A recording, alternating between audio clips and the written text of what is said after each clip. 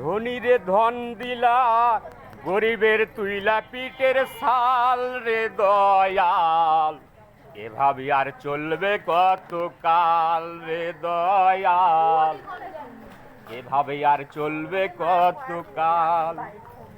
আমার ভাঙ্গা তোরি সিরা পাল, চলবে আর কত কাল। আমি শুধু বসে ভাবিয়া রে দয়াল। ছোট্ট সোনার সংসারে দেখতেই পাচ্ছেন একটি ব্যবসা কর্মে ব্যস্ত।